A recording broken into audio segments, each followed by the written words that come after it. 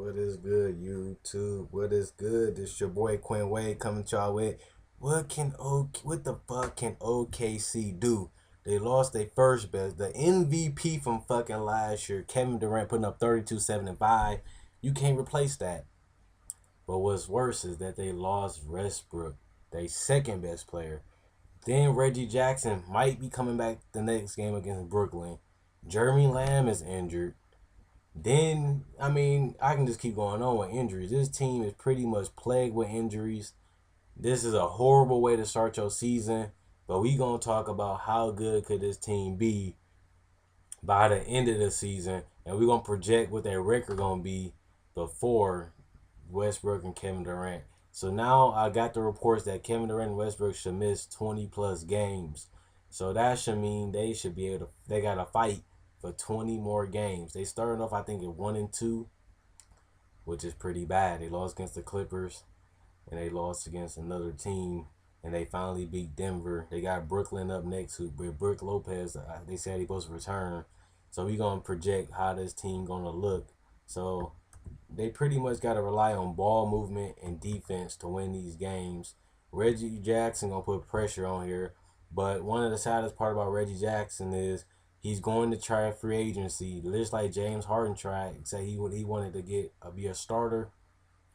Reggie Jackson going to leave to be a starter for another team. He put up 14 and almost 6 assists just being on the bench. People going to give him 50, 60 million. Ricky Rubio got 56 million. Reggie Jackson is better than Ricky Rubio, and he's aggressive too. Reggie Jackson is going to get paid a whole lot of money to be a starting point guard. I can tell you that much. And OKC going to lose another good role player because they don't want to pay him. So first, OKC, November 4th, they got to go against Brooklyn, November 3rd, which that looks like a loss to me, but they can fight that game. I wouldn't be surprised if they won it. Then they go against Toronto, Memphis, Sacramento, Bucks, Celtics, Detroit, Houston, Thunder. Got to go against Utah, and Utah's a sleeper team because they just beat a good team yesterday.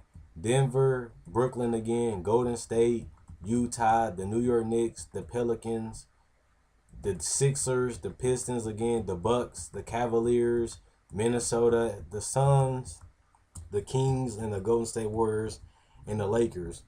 Now I know when you hear this thing, you say, "Oh, they gotta go against Detroit. They gotta go against the Bucks. They gotta go against the Sixers." Those not automatic guaranteed wins. You see what happened to the Kings? Got beat to beat the Clippers, and you seen what the Phoenix Suns got beat by the Utah Jazz. Just because a team suck on paper, don't mean you automatically gonna win. OKC suck and they still beat Denver. They was up by 30 the whole game. Then Denver came back. So you never know what's gonna happen on an NBA game. You never know who's gonna get hot. You never know who's gonna step up. And that's what OKC gotta rely on. Who gonna step up, who gonna score. We know Serge Ibaka going to do his thing. Reggie Jackson coming back. This is really gonna help Reggie Jackson. I keep saying this. This is really gonna help Reggie Jackson out because he's going to show that he can play as a starting point guard. He's showing that he can dominate a game. This is really going to help Reggie Jackson's career if he can dominate while Westbrook is out, like he did when he was out and him and Kevin Durant. But since Reggie Jackson don't have no help but Serge Ibaka and some bench warmers, Reggie Jackson should be able to put up 20 in this span. That should help him get his stock high for free agency next year. And somebody should be able to give him a max or 70, 60 million. Ricky Rubio, like he said, he got 56 million. Reggie Jackson should get more than that. But Ricky Rubio is a good passer and a good stealer. So Reggie Jackson is better than Ricky Rubio, and he should get more money than Ricky Rubio. So I got to keep emphasizing that. This is going to really help Reggie Jackson's career. I think LKC can win at least 7 of them games. So they pretty much, when Westbrook and Kevin Durant come back, they got to win. When they back, they win 70% of their games when Westbrook and Kevin Durant is back. Can they win? They can't lose that much if they come off to a bad start. So they go 7-15 or something like that. I don't know. That's gonna be hard in the West to come back. They're gonna have to go on some win streaks to come back. If they go 5-12, how y'all think about that one?